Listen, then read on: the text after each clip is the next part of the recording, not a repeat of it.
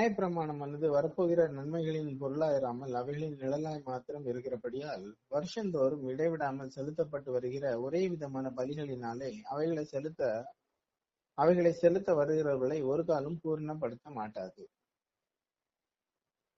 இப்ப கிரைஸ்ட பத்தி உள்ள அது ஷேடோனால அது ஒரு ஆலயம் பெர்ஃபெக்டா எப்பவும் வைக்க முடியாது. ஏன்னா மனுஷன் கண்டினியூஸா சின் பண்ணிட்டே இருப்பான். அதனால அந்த விஷயம் அவங்கள எப்பவும் பெர்ஃபெக்டா வைக்க முடியாது. அதனால காட் எதிர்பார்க்கிற மாதிரி அப்படி இருக்க முடியாது.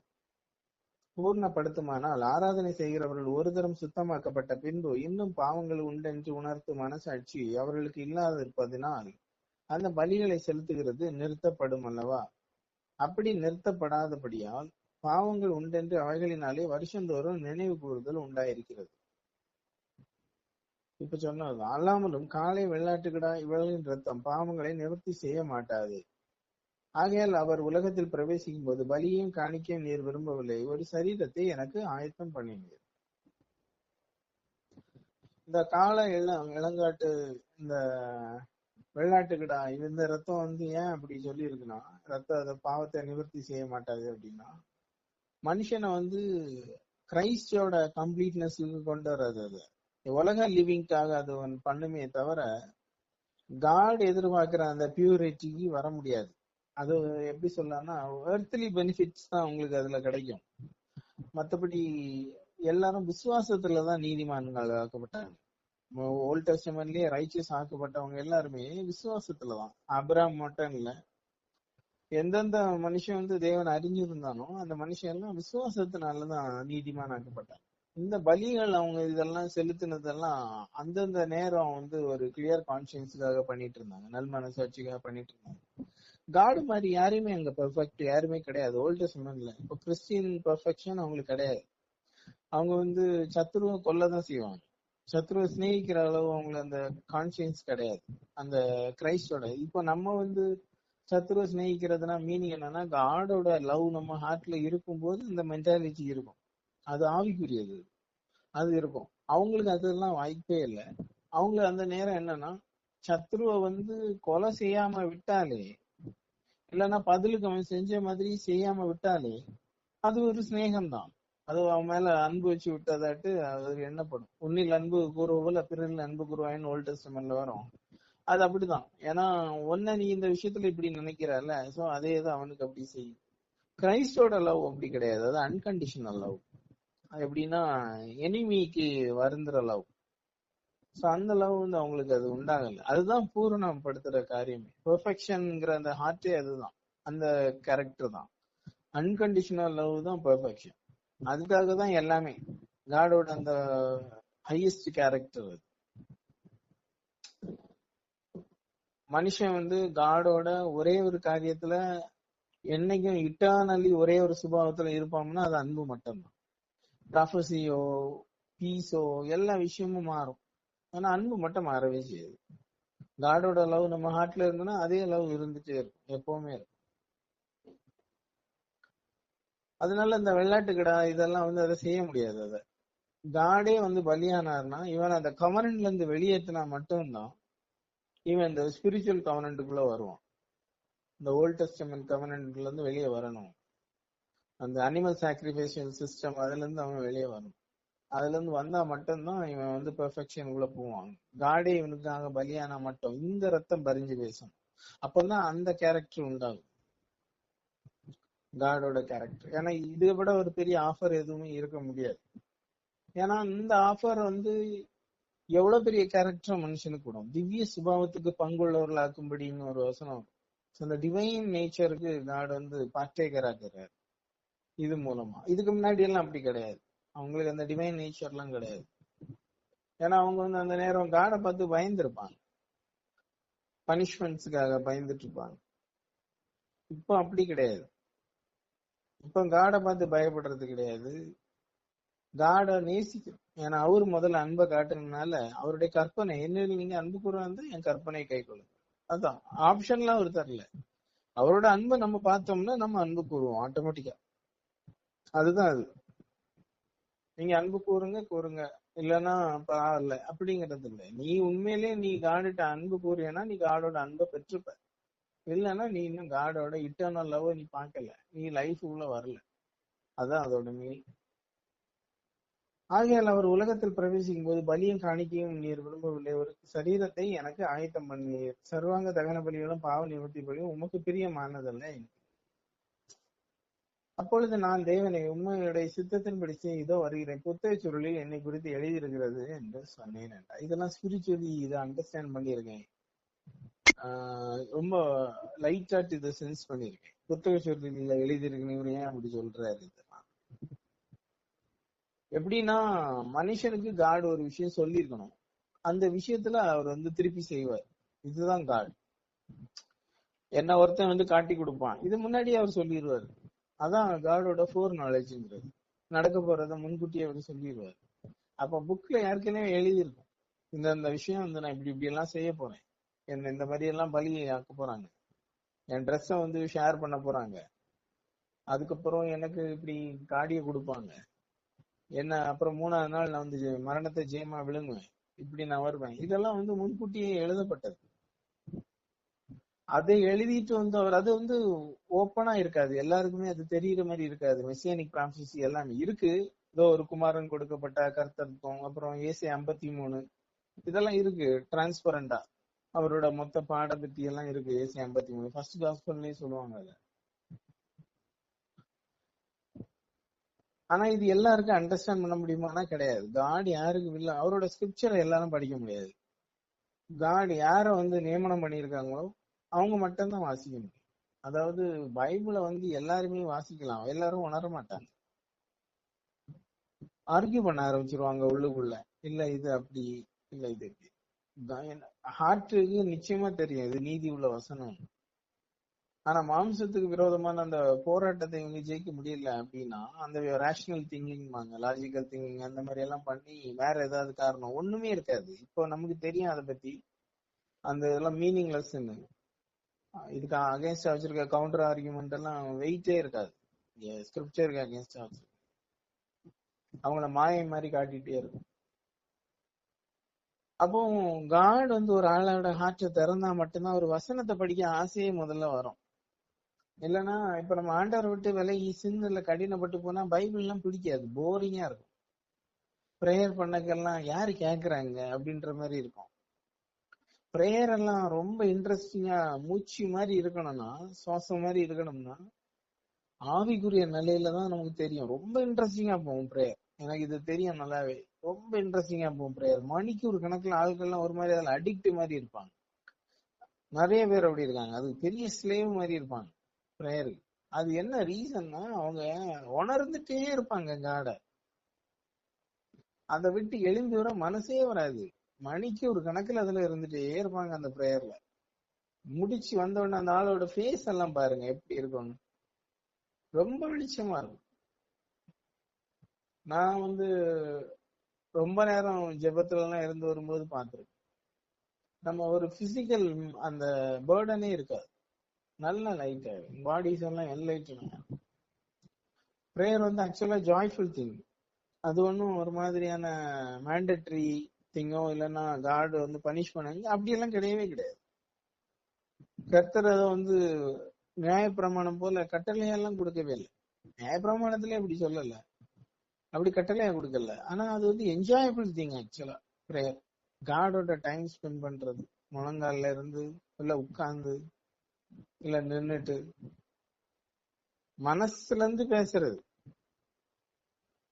Real prayer.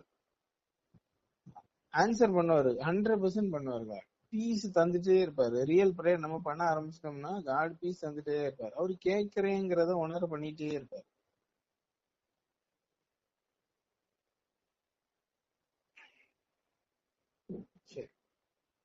நியாயப்பிரமாணத்தின்படி செலுத்தப்படுகிற பலிகளை குறித்து மேற்சொல்லியபடி பலிகளை காணிக்கையும் சர்வாங்க தகன பலியும் பாவ நிவாரண பலியும் நீர் விரும்பவில்லை, அவைகளை உமக்கு பிரியமானதல்ல என்று சொன்ன பின்பு தேவனுடைய உம்முடைய சித்தத்தின்படி இதோ வருகிறேன் என்று சொன்னார். இரண்டாவதை நிலை நிறுத்துவதற்கு முதலாவதை நீக்கி போடுகிறார்.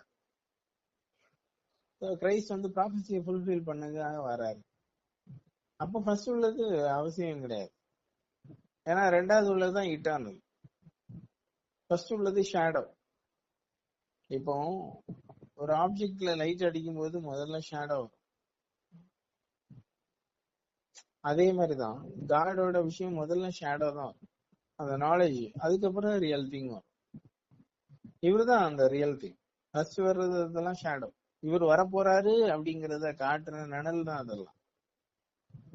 ரியல் திங்குக்கு ஷேடோ. அப்ப இவர் வந்த பிறகு அது தேவையில்லையே. அதுக்கப்புறம் என்ன விஷயம் அந்த ஷேடோவான விஷயம் தேவையே கிடையாது. இயேசு கிறிஸ்துவனுடைய சரீரம் ஒரே தரம் பலியிடப்பட்டதுனால அந்த சித்தத்தின்படி நாம் பரிசுத்தமாக பட்டிருக்கோம். அவரே அந்த மணவாளனே, எந்த மணவாளன் கூட உடன்படிக்கை வச்சிருந்தோம் ஓல்ட் டெஸ்டமென்ட், அவரே வந்ததுனால நம்ம 100% அதுல ஹோலி ஆயிடுவோம். ஏன்னா அவரே பலியாயிடுறாரு, அவரே பலியிட. அப்ப அந்த சரீரத்தோட நம்மளை சேர்க்கறதுனால நம்ம சாங்டிஃபை ஆயிரும். நம்ம இப்போ லா கூட சேர்க்கல, கிரைஸ்டோட நம்ம ஸ்பிரிச்சுவலி சேர்றோம். அப்போ சாங்டிஃபை பண்றது அவரு. பழைய ஏற்பாடுல அப்படி கிடையாது. நிலைக்கால அங்க எங்கன்னு எழுதி வச்சிருப்பாங்க வசனத்தை. ஜூஸ் இப்ப மாடர்ன் ஜூஸ் எல்லாம் பாத்தீங்கன்னா நெத்தியிலேயே நியாயப்பிரமாணத்தை ஒரு பெட்டி மாதிரி ஒண்ணு வச்சு பண்ணிருப்பாங்க. கண்களுக்கு நடுவில் ஞாபகக்குறியா இருக்குதுன்னு சொல்றத லிட்டரலா எடுத்துட்டாங்க அவங்க. அது காட் என்னத்துக்கு சொன்னாருன்னா, உன் மைண்ட்ல என்னோட லா இருக்கட்டும், அதை அவங்க நெத்தியில தொங்க விட்டாங்க. கையில அதை எழுதிக்கன்னா உன் கையின் வேலைகள் எல்லாம் ஏன் பிரமாணத்தின்படி செய் அப்படின்னு அது கையில கட்டி தொங்க போட்டாங்க. அதுதான் ஆண்டவர் சொன்னது. இது அப்படி கிடையாது. இந்த பிரமாணம் அப்படி கிடையாது. இது எழுத்து கிடையாது, இது ஸ்பிரிட். காடோட ஸ்பிரிட்னால நம்ம அவரோட லாவை கை கொள்ளும். அந்த ஸ்பிரிட் ஃப்ரீ. ஆக்சுவலா நம்ம அதை காம்ப்ளிகேட் பண்ணிடுவோம். லாவை கொண்டு எனக்கு லா படி ஆவியானவர் வரவே மாட்டார். இதான் நிறைய பேர் பரிசுத்தாவியை உணராத காரணம். நான் என்னென்ன பிரகாரம் செய்வேன், எனக்கு இதெல்லாம் நான் 100 தடவை பிரைஸ் பண்ணுவேன், எனக்கு இப்போ காடோட ஸ்பிரிட் வரணும். நான் கொஞ்ச நேரம் இப்படி ஜெபம் பண்ணுவேன், காடோட ஸ்பிரிட். இப்படி அந்த முரட்டாட்டத்துல எல்லாம் அது நடக்க. இது ஃப்ரீ. இது நம்ம ஏர்ன் பண்ற விஷயம் கிடையாது. உண்மையாவே மாய இல்லாமலே இருந்தோம்னா காட் தந்துருவாரு. அதை ஹம்பிள் ஆயிட்டோம்னா தந்துருவாரு. அதை ஹோலி ஸ்பிரிட் வேணும் எனக்கு, இந்த ஹோலி லிவிங்க்குன்னு கேட்டோம்னா தந்துருவாரு. உங்களை உணர்ந்து நான் நடக்கணும், இப்படி எல்லாம் ஆசைப்படணும். இந்த ஆசைகள் வரணும் நமக்குள்ள. உங்க ஸ்பிரிட்டை தாங்க, நான் சின் பண்ணாம இருக்கணும், சின்னே பண்ணாம நான் நடக்கிறதுக்கு உங்க ஸ்பிரிட்டை மனசார சொல்லணும். அதுக்கு தந்தா பாக்கலாம் அப்படின்ற மாதிரி யோசிக்காம சின் பண்ணாம நடக்கணுங்கிறதுல ரொம்ப அழுத்தமா இருந்துட்டு அதை கேட்டோம்னா தருவார். அப்படிதான் காடு செய்யறாரு. அத சகையோ பாத்தீங்கன்னா அந்த ஆளுக்கு பாவம் செய்ய விருப்பம் கிடையாது, ஆனா பாவத்துல மாட்டிட்டாரு. டாக்ஸ் கலெக்ட் பண்றாரு, ஜனங்களுக்கு விரோதமா இருக்காரு, மாட்டிட்டாரு, ட்ராப் ஆயிட்டாரு. எஸ்கேப் ஆகிறதுக்கு வழியே இல்ல. தொடர்ந்து ஜனங்கள் அந்த ஆளை சின்னர்னு லேபிள் பண்ணி அந்த ஆளை ஒடுக்கிட்டாங்க. கடைசி ஜீசஸ பார்த்து அவர் கேள்விப்படுறாரு. லைஃபோட கடைசி ஹோப்னு நினைக்கிறேன் அவருக்கு. அப்படிதான் காட் பாப்பாரு ஒரு ஆள. அப்ப அந்த ஹோப்பே இல்லாத காலத்துல இப்படி ஒரு ஹோப் கிடைக்குது அவருக்கு. எப்படின்னா தேவகுமாரன் சொல்றாங்களே, இவர் எப்படி இருப்பாருன்னு தெரியல, இவர் மன்னிக்கிறாரு, அன்பை பத்தி சொல்றாரு, இப்படி எல்லாம் கேள்விப்படுறோமே. அவரை நம்ம பார்ப்போம், நம்ம பாவியான ஆளு எப்படி நம்மகிட்ட பேசலாம் மாட்டாரு, எப்படியும் என்ன பார்த்தா தூசிப்பாரு, சபிச்சிருவாரு, இப்படியேதான் இருக்கும். ஏன்னா என்ன பிடிக்காது அப்படிங்கறதுதான் அவரோட ஐடியா. சபிப்பாரு இதெல்லாம் நான் சொல்றேன். அவர் என்ன நினைக்கிறாருன்னா, கண்டிப்பா என்ன பிடிக்காது, நான் அவரு பாக்குற அளவு அவரு கிடையாது. சோ அந்த மாதிரி அவரு எண்ணத்துல ஆழம் ஷார்ட்டா இருக்கனால மலைக்கு மேல அந்த மரத்துக்கு மேல ஏறி இருந்து பாக்குறாரு. ஆனா கிரைஸ்ட் இவரை தான் தேடுறாரு, இவன் வீட்டுலதான் தங்கணும். இதுதான் ஆண்டவர். அவருக்கு கிட்ட கிட்ட நெருங்கி நின்னு ஐ டிசர்வ்டுன்னு சொன்னா யாரு வீட்லயும் அவர் தங்கல. ஐ எம் அன்டிசர்வ்டுன்னு உண்மையிலேயே மனசுல நினைச்சு, ஆனா வேணும் அவரு. ஆனா என் கூட அவர் வரமாட்டார், நான் எனக்கு வேணும். அப்படி அந்த ரியல் ஹார்ட் இருக்குல்ல, மாய இல்லாத ஹார்ட், இது எப்படி உண்டாகும்னா, ஆக்சுவலா இந்த ஹார்ட் தாழ்மையில உள்ள இருதயம். நம்மள சரியா ரியலைஸ் பண்ணிட்டோம், நம்ம யாருங்கிறத உண்மையாவே மாய இல்லாம ரியலைஸ் பண்ணிட்டோம்னா காட் டிக்ளேர் பண்ணும். அந்த ஹார்ட் தான் அது. நம்மள்ட்ட உள்ள மத்த அறிவுகளை எல்லாம் ஜெபம் பண்ணி விளைக்கிறோம். இதுதான் கடைசி மிஞ்சம். ஜெபம் பண்ணி நம்மள்ட்ட இருக்க மாயையான சுபாவம், சுயநீதி, காடுக்கு எதிர்த்து நிக்கிறக்கூடிய அந்த கேரக்டர், இது எல்லாத்தையும் நம்மளை விட்டு ஒதுக்கிட்டோம்னா கடைசி இது மட்டும்தான் நிக்கும். காடா அண்ணாந்து அப்படி பார்த்துட்டு இருக்கும், வாய்ப்பு உண்டான்னு. அப்போ அவர் உடனே அந்த விஷயத்த செஞ்சுருவார், இன்ஸ்டன்டா நடக்கும். மற்றவங்க யாரும் அதை எதிர்பார்க்க இல்லை. சகேசி வீட்டுல போய் அவர் தூங்குவார். கிரைஸ்ட் இந்த மாதிரிப்பட்ட இடத்துலதான் தங்குறாரு. அதான் அதோட அர்த்தம். இந்த ஹார்ட்ல தான் தங்குறாரு. மனுஷன் எதிர்பார்க்கிற ஹார்ட் கிடையாது. நான் எல்லாம் என்ன சரி பண்ணிட்டேன் வாங்க அப்படி அதெல்லாம் வாய்ப்பு இல்லை. அவர் வர்றதே சரி பண்றதுக்கு தானே. நீ சரி பண்ணிட்டேன்னா அவர் தேவையில்லையே. அவரை பிணியாளிகளுக்கு தான் வைத்தியம் தேவைன்றது, சுகமா இருக்கவனுக்கு தேவையில்லை. இந்த பிரகாரம் ஆண்டவர்கிட்ட சேரும். அன்றியும் எந்த ஆசாரியர் நாடோறும் ஆராதனை செலுத்துறவனாய் பாவங்களை ஒரு காலம் நிவர்த்தி செய்யக்கூடாத ஒரே வித பலிகளை அநேக தரம் செலுத்துகிறவனாய் நிற்பான். இவரோ பாவங்களுக்காக ஒரே தரம் பலி செலுத்தி என்றென்றைக்கும் தேவனுடைய வலது பரிசுக்கு உட்கார்ந்து இனி தம்முடைய சத்துருக்களை தமது பாதபடியாக்கி போடும் வரைக்கும் காத்து கொண்டு இருக்கிறார். ஏனெனில் பரிசுத்தமாக்கப்படுகிறவர்களை ஒரே பலியினாலே இவர் என்றென்றைக்கும் பூர்ணப்படுத்துகிறவராய் இருக்கிறார். இதை குறித்து பரிசுத்த ஆவியானவர் நமக்கு சாட்சி சொல்கிறார். எப்படி எனில், அந்த நாட்களுக்கு பின்பு நான் அவர்களோடு பண்ண உடன்படிக்கையாவது நான் என்னுடைய பிரமாணங்களை அவர்கள் இருதயத்தில் வைத்து அவைகளை அவர்களுடைய மனதில் எழுதுவேன் என்று கர்த்தர் சொல்கிறது என்பதை உரைத்த பின்பு அவர்களுடைய பாவங்களே அவர்களுடைய அக்கிரமங்களே நான் இனி நினைப்பதில்லை என்பதை சொல்கிறார். இவைகள் மன்னிக்கப்பட்டது உண்டான இனி பாவத்தின் நிமித்தம் பலி செலுத்த வேண்டியதில்லையே. சரி, இதோட நீ முடிக்கலாம். இது என்ன அந்த டோட்டாலிட்டினா, இட்டர்னல் சாக்ரிஃபைஸ் ஒண்ணு நடந்துருச்சுன்னா இட்டர்னல் ஃபர்கிவ்னஸ்ன்னு ஒண்ணு உண்டு, நித்திய பலின்னு ஒண்ணு உண்டுன்னா நித்திய மன்னிப்புன்னு ஒண்ணு உண்டு. அதெல்லாம் அப்படிப்பட்ட பலி கிடையாது. அந்த பலி அதோட முடிஞ்சு ஃபேட் ஆயிரும். அந்த மிருகத்தை பத்தி உள்ள நினைவு அதோட முடிஞ்சிடும். கிரைஸ்ட் அப்படி கிடையாது, அவர் இருந்துட்டே இருப்பார். அவருடைய பலி எப்பவும் இருந்துட்டு இருக்கும். ஏன்னா அவர் எப்பவும் இருந்துட்டு இருப்பார். அதனால அந்த பலி எப்பவும் மாறவே செய்யாது. ஏன்னா அவருதான் அந்த மொத்த யூனிவர்ஸோட டோட்டாலிட்டி, அந்த நாலேஜே அவர்தான். அவரை விசுவாசிக்கும் போது நம்ம அந்த சாக்ரிஃபைஸுக்குள்ளாயிரும். அது ஒண்ணு போதும். இந்த சாக்ரிஃபைஸுக்கு தான் அந்த சாக்ரிஃபைஸே முதல்ல கொடுத்தது, இதை காட்டுறதுக்கு தான் அதை கொடுத்தது. இது மொத்த ஹியூமன் கைண்டுக்கும் போதும். இதுக்கு மேல இனி ஒரு சாக்ரிஃபைஸ் செஞ்சா அது பேய்க்கு தான் பலி செலுத்துறதாகும். ஏன்னா காடோட சாக்ரிஃபைஸ் இதோட முடிச்சு. அவர் என்ன பொருளுக்கு அதை பண்ணினாரோ அந்த விஷயத்த முடிச்சுட்டாரு. இனி நம்ம செலுத்த வேண்டிய தேவை என்ன? ஒன்னும் அவசியம் கிடையாது. இனி லாவை கை கொண்டு நீதிமான் ஒரு ஆள் சொல்ல வேண்டியது தானே. அப்படி பண்ண முடியாது. நம்ம பண்ண முடியாதுன்னு தானே அவர் செஞ்சார். அதை இப்ப எக்ஸாம்பிள் என்னன்னா, லாக்கும் கிரேஸுக்குள்ள அந்த டிஃபரன்ஸை மட்டும் இதுல சொல்லிடுறேன். சின்னல இருந்து விழுந்துட்டா நமக்கு லாக்குள்ள போயிரும் நம்மள சரி பண்றது. ஏன்னா ஜாய் போயிரும், சமாதானம் போயிரும். உடனே லால சரிப்படுத்தி நம்ம வர. அது என்ன காரணம்னா, நம்ம காடோட பிரசன்ஸ்லயோ பீஸ்லயோ இருக்கும்போது என்ன நினைப்போம்னா, லாவை எல்லாத்தையும் கை கொண்டுட்டு இருக்கோம். அப்போ அதனால என்ன ஆகும்னா, வேர்ல்ட்லி பெனிஃபிட்ஸ்னாலும் சரி, க்ளோரினாலும் சரி, எதுவுமே நடக்கும். ஆவிக்குரிய மகிமை எல்லாமே நடக்கும். லாவை கை கொண்டுட்டு இருப்போம் அந்த நேரம். ஏன்னா அந்த லா ஸ்பிரிச்சுவல். நம்ம ஸ்பிரிட்டா மாறுறதுனால நம்ம அதை கை கொண்டுட்டு இருப்போம்.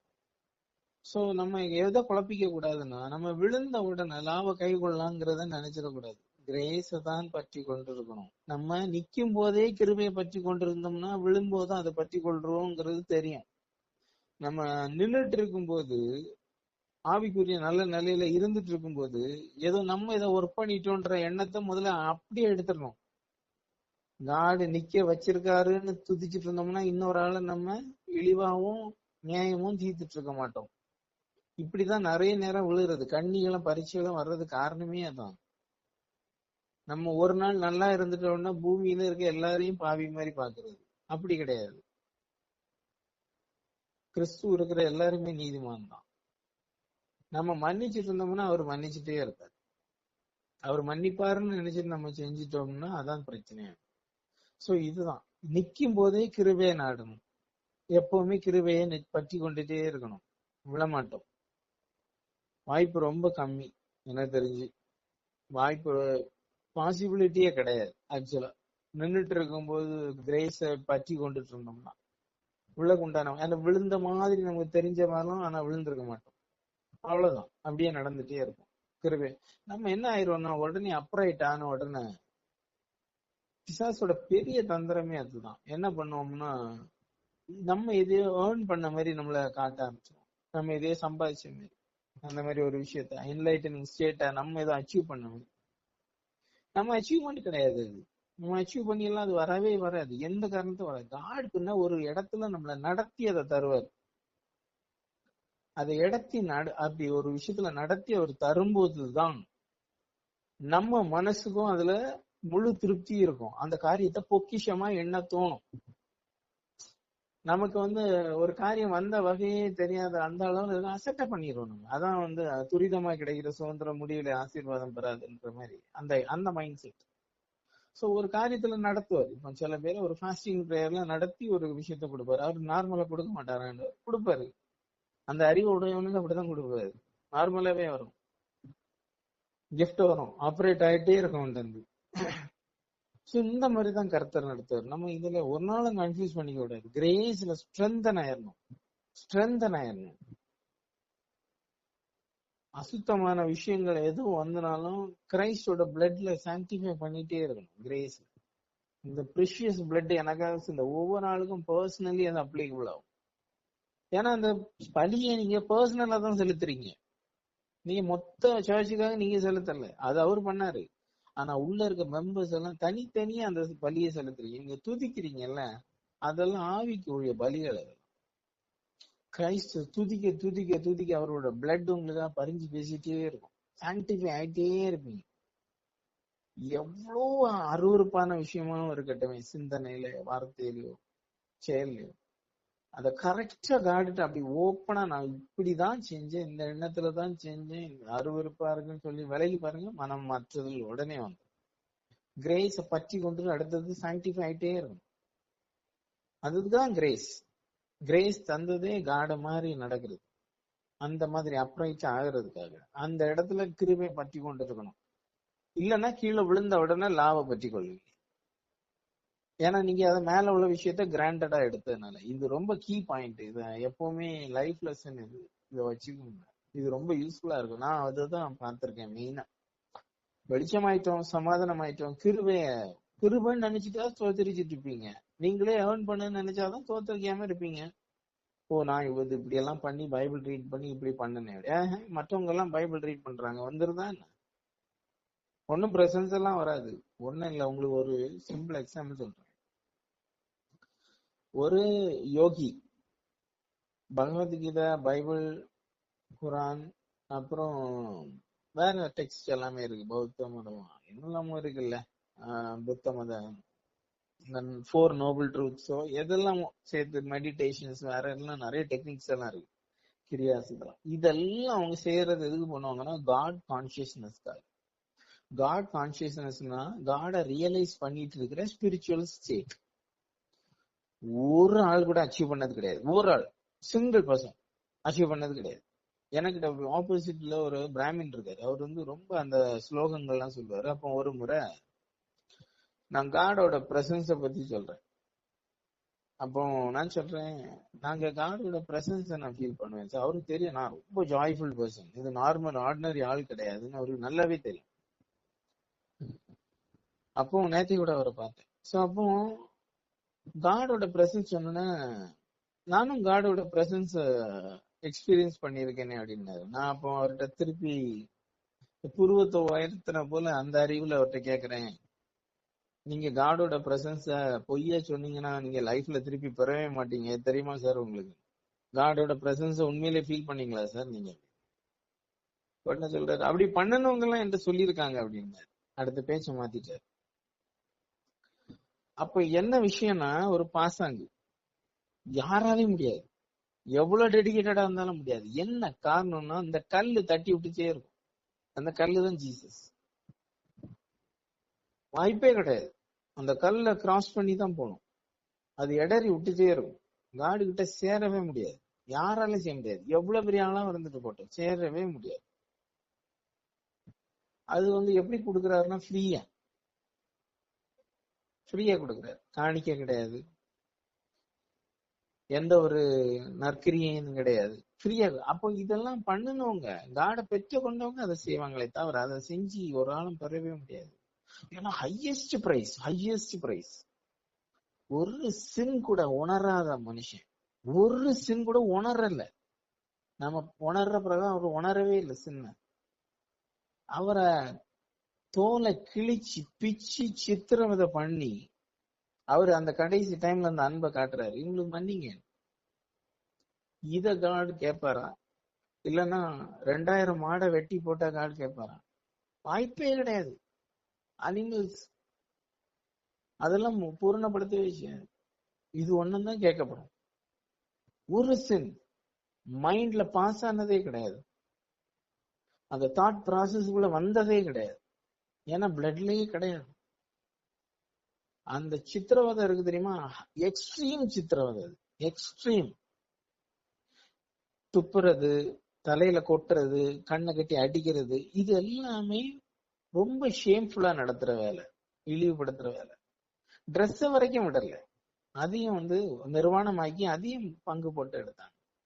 அவர் என்னெல்லாம் செய்ய முடியுமோ தலையில இருந்து முள்ளு வச்சு, ராஜாக்கு கிரீடம் வைக்கிறதுக்கு பதிலா இவங்க அப்படி ஒரு கிரீடம் வச்சாங்க. யூதருடைய ராஜாங்க முள் கிரீடம் வச்சு காசு விஷாடம் மாதிரி.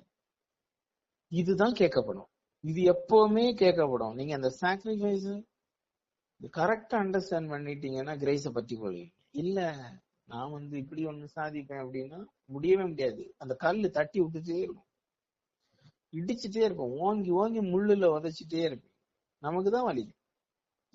ஒரு முறை ரொம்ப ஃபெட்டப் ஆகி எக்ஸாஸ்ட் ஆகி ப்ரேயர் பண்ணி பைபிள் ரீட் பண்ணி ஒன்னும் நடக்கல. முன்னாடி எல்லாம் ப்ரேயர் பண்ணி பைபிள் ரீட் பண்ணும் போதெல்லாம் பிரசன்ஸ் வந்தது ஆண்டவரே அப்படின்னு எல்லாம் கேட்டா, நீ மனம் திரும்பி செஞ்ச, அதனாலதான் உனக்கு பிரசன்ஸ் பைபிள் ரீட் பண்ண உடனே. நீ அந்த விஷயத்த செய்ய மாட்டேன் இனிமேல் அப்படின்னு ஒரு இருதயத்துல இருந்து ஒரு பெருமூச்சிட்டு தீர்மானம் எடுத்து பைபிள் எடுத்த, அதுல உனக்கு வெளிச்சம் வந்தது. இப்ப நீ பைபிள் படிக்க அதுல இல்ல, பைபிள் படிச்சு அந்த பிரசன்ஸ கொண்டு வரலான்னு பாக்குற, அதனால நடக்காது. முன்னாடி என்னன்னா அதெல்லாம் நீ மன்னிச்சுட்டு இனி ஆண்டவர்கிட்ட சேரேன்னு சொல்லி முழங்கால போட்ட பிரேயர், அதனால உனக்கு பிரசன்ஸ் வந்தது. இப்ப நீ அப்படி இல்ல, பிரேயர் பண்ணி ஆண்டவரோட பிரசன்ஸ் எடுத்துடலான்னு அந்த காரியத்தை விட மனசே இல்லை. இதுதான் கீ. இந்த ரெண்டு விஷயத்தையும் சேர்த்து அப்படி பேரலா போயிட்டீங்கன்னா ஸ்பிரிச்சுவல் குரோத்தை எதுவும் தடுக்கவே முடியாது. வெளிச்சம் மேல வெளிச்சம் அடைஞ்சிட்டே இருப்பீங்க. அதிக வெளிச்சம் ஆயிட்டீங்கன்னு வைங்களா. இப்ப எப்படின்னா இந்த ரூம்ல ஒரு 80 வாட்ஸ் லைட் கிடக்கு, இது ஓரளவு எல்லா இடத்துல இருக்க ஆப்ஜெக்டையும் காட்டுது. இப்ப இதே இது ஒரு 1000 வாட்ஸ் இருந்தோம்னா கண்டிப்பா இந்த ரூம்ல இருக்கிற மிச்சம் கொஞ்சம் மந்தலா இருக்கிற இடத்தெல்லாம் நல்ல வெளிச்சம் போட்டு காட்டிடும். இப்படிதான் இது நடு பகல் வரைக்கும் அதிகமா பிரகாசிக்கிற சூரிய ஒளி போல இருக்குமா நீதிமானோட பாதை. அப்போ நல்ல பிரைட் ஆயிட்டீங்கன்னு வச்சுக்கோங்களேன், சின்ன மைன்யூட் தூசி அளவு சின்னம் தெரியும். அதுக்கப்புறம் நீங்க பெரிய சைஸ் செய்ய மாட்டீங்க. அப்படி சாங்டிஃபை பண்ணக்குள்ள கிரேஸ தரும். அது பெரிய கிருபை. பாவம் நம்ம கண்ணுக்கு தெரியுது, மற்றவங்களுக்கு தெரியவே செய்யாது. மைன்யூர் சின்ன சின்ன விஷயத்தை சரி பண்ணிட்டீங்கன்னு பெரிய விஷயம் செய்யவே மாட்டோம். ஒண்ணும் இல்ல, ஹார்ட்ல இருக்க இன்டென்ஷன்ஸ், இருதயத்தோட முனைவுகளே நிறுத்திடணும், அங்கேயே சோத்தரிச்சு நிறுத்திடணும். பொய் அப்படின்னு ஒரு சத்தம் போட்டாலே போதும், அது நின்றோம். நான் இப்படித்தான் செய்வேன், தொடர்ந்து காதல ஏதாவது பேசிட்டே இருக்கும், பொய் அப்படின்பேன், அந்த வாய்ஸ் அப்படியே ஸ்டாப் ஆயிரும். அது நான் கிடையாது, வெளியிருந்து பேசிட்டே இருப்பான். நீ அந்த விஷயத்த பாரு, அங்க போய் பாரு, அதை தொடரு, இல்ல இதை செய்யும். பொய் அப்படின்னு சொன்னா போதும் நின்றோம். அப்ப இப்படி செய்யுங்க. அதுக்கப்புறம் அந்த கிரேஸ பற்றி கொண்டு நடங்க. இந்த காரியத்தை லைஃப் டைம் மறக்காதீங்க. கொஞ்சம் இருங்க. என்னாச்சு? இப்போ நான் இந்த கிளாஸ் நான் பண்ணிக்கிறேன், ஆஃப் பண்ணிக்கிறேன். நான் அம்மா சாப்பாடு கொடுக்க போயிடல பாத்து.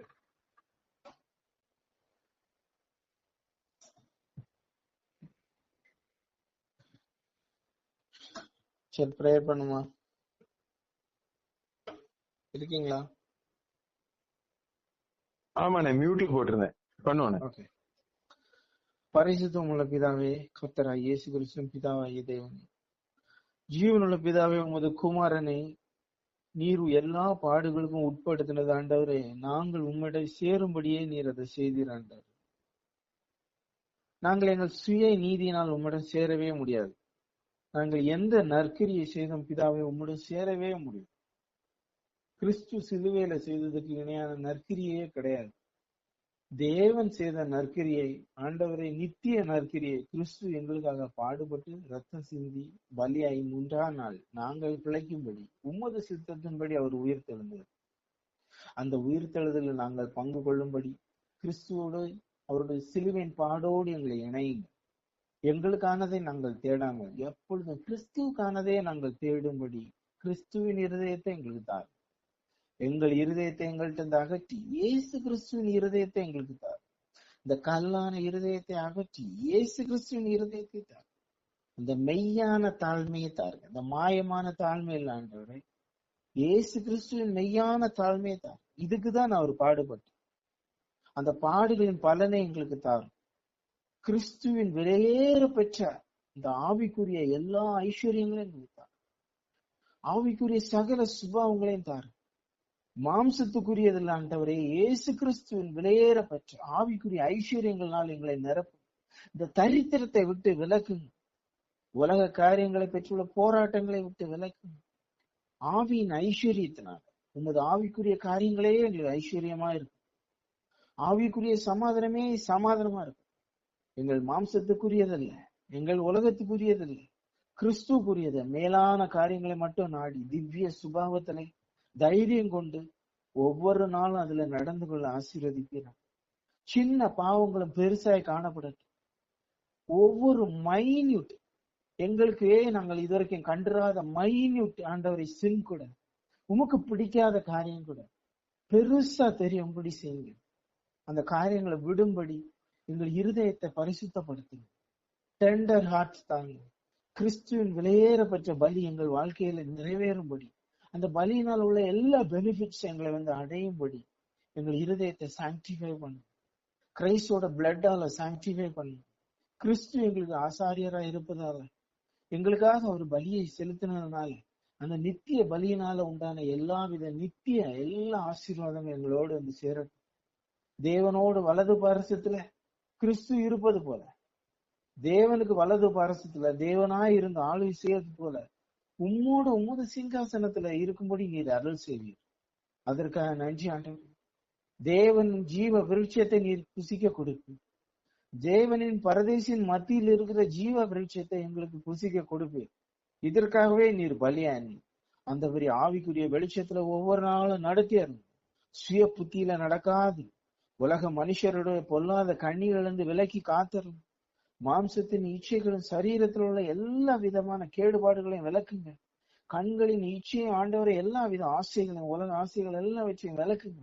உமக்கு சித்தமானதே எங்கள் விருப்பமாகும். நீர் என்ன விரும்புகிறீரோ அதுவே எங்கள் விருப்பமாகும். எங்கள் விருப்பம் வேற, உமது விருப்பம் வேற நீ இருக்கவே கூடாது. ஒரு காலம் அப்படி இருக்கக்கூடாது ஆண்டவரை. ஒருமைப்பாட்டில் நம்ம தேறினவர்களாக இருக்கும்படியே அவர் எங்களுக்காக வேண்டிக் கொண்டார்.